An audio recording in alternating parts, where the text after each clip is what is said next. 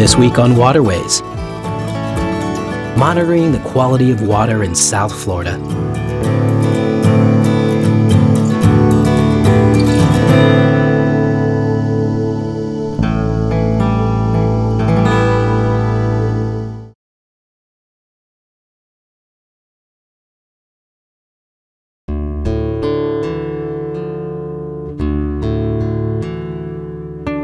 Water quality, salinity, turbidity, temperature, suspended nutrients, dissolved oxygen. These are all things that shape all submerged plant and animal life.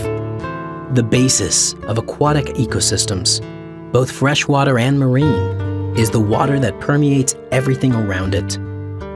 In South Florida, changes in the quality of the water seems to be at the heart of almost every ecosystem management debate. I look at water quality as a foundation that people can build on. If you can rule out that water quality has an impact on whatever you're studying, then you can concentrate on other factors that are important in, say, coral spawning or fish habitat availability. If you can rule out water quality, then it helps the researchers to determine other factors that are important. The recent story of water quality in South Florida can be traced back to a huge seagrass die-off that occurred in Florida Bay in the late 1980s. There was much debate about the cause of the die-off, but there was no hard data and no conclusive information to shape the debate. There was mostly conjecture. There was no information on the water quality or changes in the water quality that would explain the extensive seagrass die-off. That was when one of the most comprehensive long-term water quality studies began.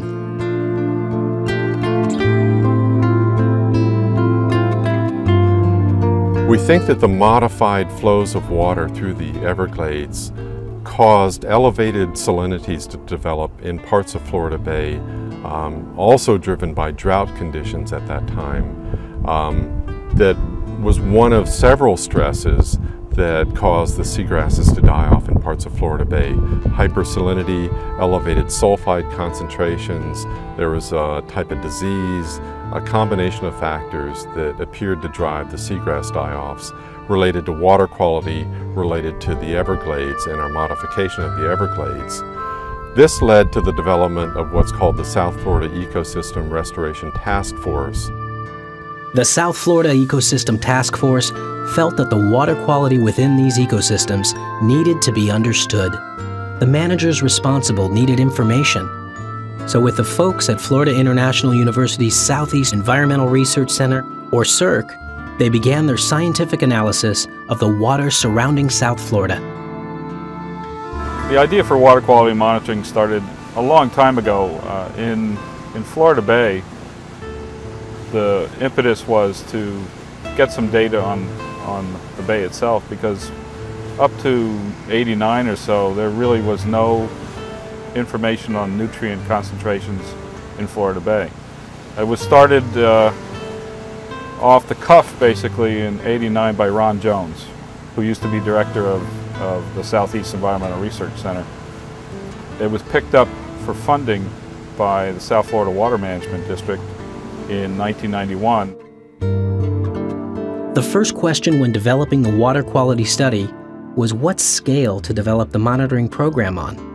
When establishing baseline statistics for a large area, there is the spatial scale and there is the temporal scale, meaning how many sites and how often data is collected. Because there are always financial constraints, the researchers could not study everywhere all the time. I think one of the best approaches for monitoring down here or anywhere is to have a nested approach where you have a real-time monitoring at certain sites, a monthly sampling or quarterly sampling depending on the variability at other sites, and then you might have some very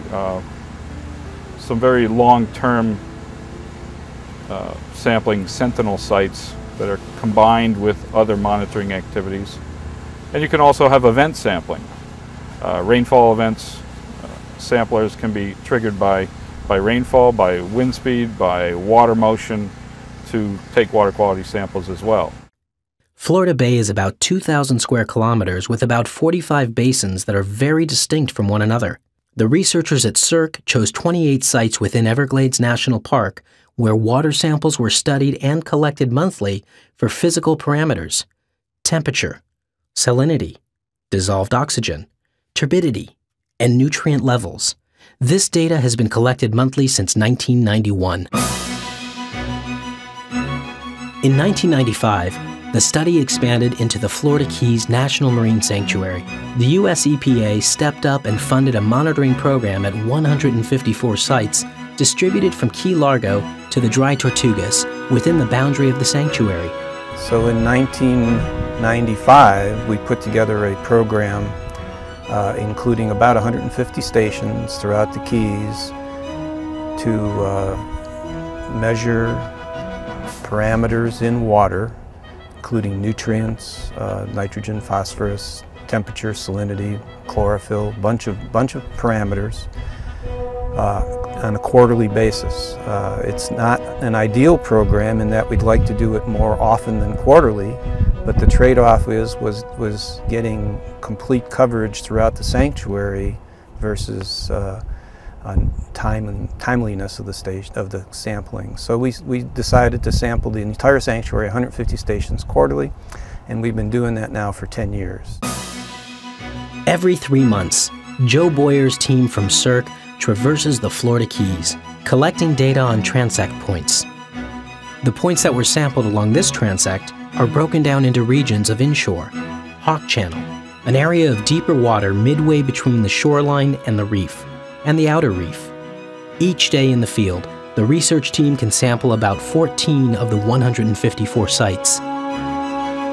The physical parameters are collected using basically a meter that has temperature and salinity on the probe and dissolved oxygen as well. So the field technicians lower the probe into the water and measure the surface salinity, temperature, and dissolved oxygen, and then they put it down to the bottom and they measure the temperature, salinity, and dissolved oxygen in the bottom as well.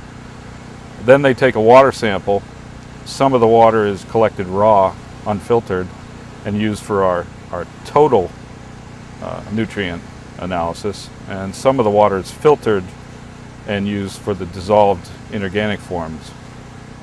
And the filter is then used and processed for chlorophyll determination.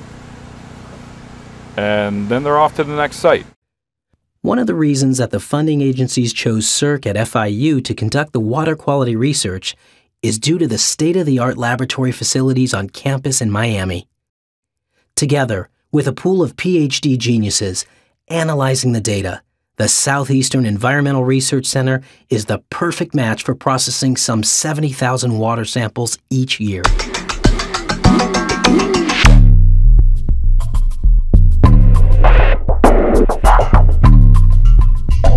When the samples are brought back to the lab, they're checked in using a chain of custody. We have a very specific quality control program for the laboratory that's certified through the national programs and state programs. Some of the samples get run immediately for the inorganic nitrogen, inorganic phosphorus forms because they're very labile. They change very quickly if you don't analyze them right away. The water analyzed by SERC staff comes from Biscayne Bay, Whitewater Bay, the 10,000 Islands, Sanibel, the Florida Bay Shelf, and the Florida Keys. Water flows between these systems, so sampling only one area would not paint a full picture of water quality in South Florida. It's an incredible pool of information that has helped to show us that we both have localized impacts on water quality from the Florida Keys, where the data show elevated concentrations of nitrate along the nearshore waters on the Atlantic side of the Florida Keys that has a systematic decline going into Hawk Channel and out to the outer reef tract of declining nitrate concentrations moving offshore in the populated part of the Florida Keys. It's very strong indication of the impacts of wastewater emanating from the Florida Keys and impacting near-shore water quality.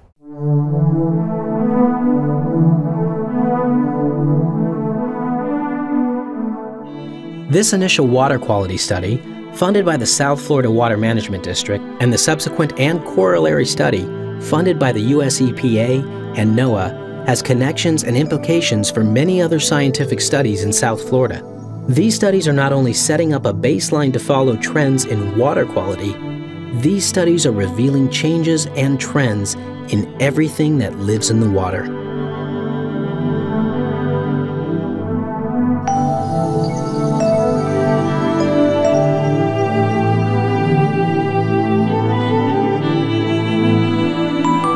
Another way that we can use this large-scale, long-term set of water quality data is to look for associations between water quality and other parts of the ecosystem. In particular, the different species of seagrasses and how their distributions may change over time, and whether any of those changes are associated with water quality trends or distributions.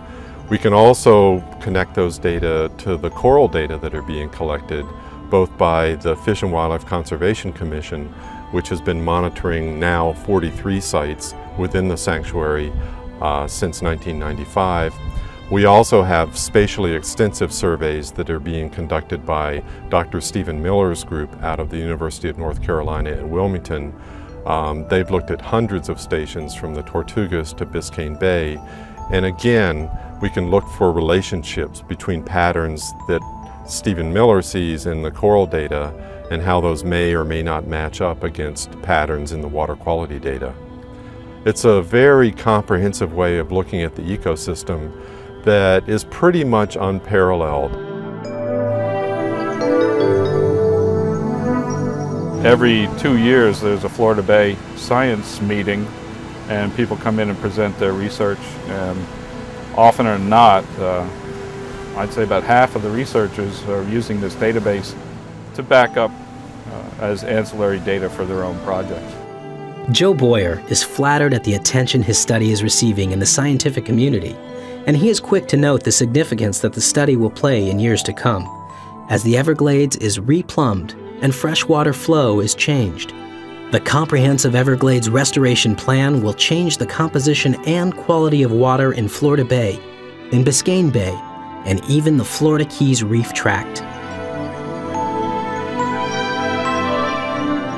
An initiative that was started in the early 90s that brings together state and federal and tribal entities to look at changes we need to make to the system to restore flows through the Everglades, to restore the timing, distribution, quality, and quantity of water reaching the coastal waters through the Everglades. And we suspect that this will result in improvements to the health of the system once we return it to a more natural state of affairs of sheet flow coming across the Everglades through Shark River, Taylor River, and into the coastal waters. Without the baseline data from the water quality studies, resource managers would not be able to determine whether future changes are simply natural variations in the system or, instead, are being driven by Everglades restoration. It will also give us the opportunity to actually utilize what we call adaptive management, where if we see certain changes in the system that are related to changes in water flows, and they're not the types of changes that we expected to see, then we can have a discussion with South Florida Water Management District and the Corps of Engineers about how we may need to further modify water flows in order to best contribute to the health of the larger ecosystem. The future plan in water quality management is to develop hydrodynamic models for Florida Bay.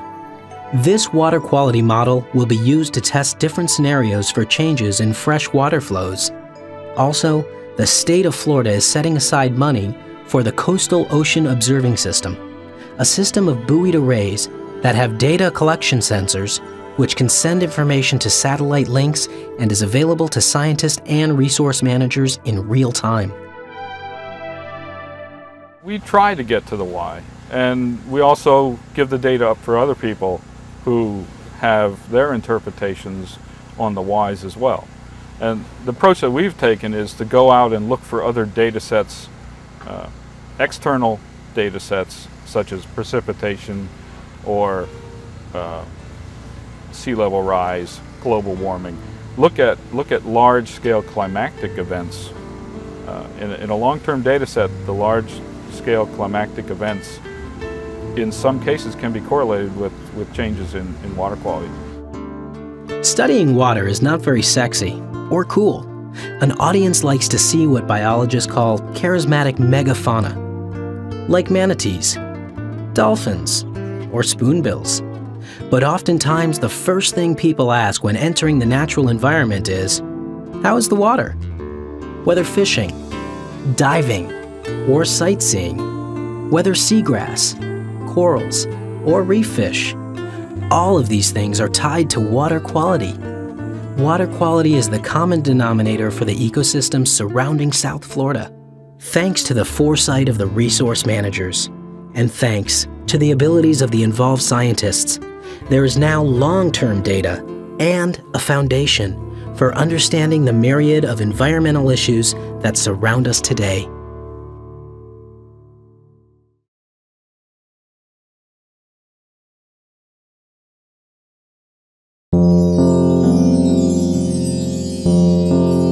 For many Floridians, the chance to live on a canal symbolizes life in paradise. No need to trailer your boat when it's tied securely to the seawall right behind your house. And for some, a ladder to the canal allows them to enjoy a leisurely swim. But some Keys residents have watched their canals change over the decades and question the wisdom of an afternoon dip. A lot of folks ask, can I swim my canal? I'm not necessarily the person to answer that question, but if you look at your canal, sometimes they're a little bit scuzzier than others. But the main crux of our program is that we're concerned with what's happening to the nearshore ecosystems with this contamination. Is it affecting our corals or our mangroves or our seagrass beds? Brad Rosov and the Nature Conservancy of the Florida Keys started sampling Keys canals in August of 2002. Every 2 weeks, a team of volunteers and Nature Conservancy staff fan out across the Keys from Key Largo to Boca Chica and visit a series of 17 canals to collect water quality data. The Nature Conservancy screens for the presence of the Enterococcus bacteria, which are bacteria found in warm-blooded animals. Rosov is quick to note that these particular bacteria are an indicator of human or animal waste. The team also collects data on dissolved oxygen, temperature, salinity, and rainfall within the past 24 hours. What we do is we essentially take our water sample, dilute it with some sterile water, and we add a reagent to it. Following that, we put it in a well pack, and we put that in an incubator for 24 hours, and when the well pack is done cooking, if you will, for after 24 hours, we put it out underneath a black light, and fluorescence indicates presence of Enterococcus bacteria. And depending on how many wells within this well pack fluoresce, we can quantify the amount of this bacteria that's in each water sample. In a little more than a year of sampling, Brad had found Enterococcus bacteria in almost every canal in the Keys. The U.S. EPA guidelines for Enterococcus bacteria in an environment recommends a maximum limit of 104 colony-forming units. And to date, we found that about 14% of our samples come back positive for greater amounts than 104 colony-forming units, so in violation of the EPA's recommended guideline. Now, we break it down a little more. When we tease out the samples that were collected following no rain, so if there's no rainfall within the previous 24 hours, we're finding that that number of violation drops considerably down to about 6% in violation.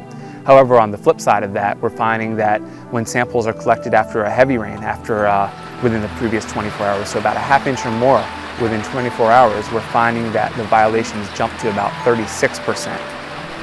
The increase in bacteria after heavy rains is due to the flushing through porous limestone that comprises the Keys' geological substrate. This substrate is like Swiss cheese, and water moves quickly and freely. Historically, development in the Keys relied on the use of septic tanks and cesspits which provided little treatment to domestic wastewater. While upgrades have been made, most of these still exist. Leaks in these septic tanks and the lack of treatment provided by the cesspits result in contaminated canals. With septic tanks and cesspits located close to canals, bacteria and viruses that reside in the human gut quickly migrate to the water. When the Nature Conservancy finds the indicator bacteria Enterococcus in the canals, they revisit the canals and sample for specific human-borne viruses. Well, so far now we've sampled about 23 human viruses from these series of canals. We've actually visited about 10 of these sites, and so far 6 of these different sites of these 10 sites that we visited have tested positive for human viral pathogens. Some of these human viral pathogens could include things such as hepatitis A or the Norwalk virus, or some other, or polio virus is also included in there. So there's actually a suite of human viruses, some ranging from fairly benign to some being potentially pretty serious bugs in the water. A recent study points to a worst-case scenario for the potential negative effects of human waste entering the waters of the Florida Keys. Researchers found that a bacterium found in the human gut causes the coral disease whitepox, which has devastated the elkhorn coral population on the Keys offshore reefs. Elkhorn has just been listed as a threatened species. A new study that just came out, which is not local, but in Texas, they're finding that Prozac is actually passing through humans into our toilets, through our septic systems, or through our wastewater treatment plants and into the nearshore waters, and it is affecting our fish in the sense that they've actually been able to isolate the chemical which Prozac is made out of, and it's in the fish tissue. So now we're finding that fish are tainted with Prozac. The canals that crisscross the Florida Keys and South Florida seem to go on forever. But in fact, there is an end to most canals. This creates many stagnant areas where there is never a flushing of the system.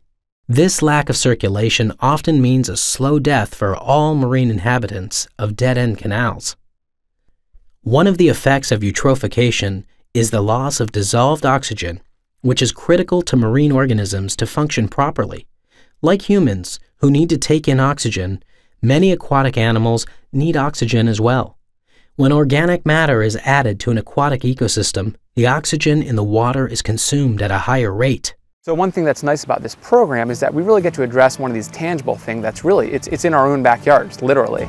Our septic tanks are something that can be addressed now. And one way to address that is to look for upgrades to these systems. The data collected by the Nature Conservancy supports the need to improve wastewater treatment throughout the Florida Keys, both for human health and the health of nearshore waters.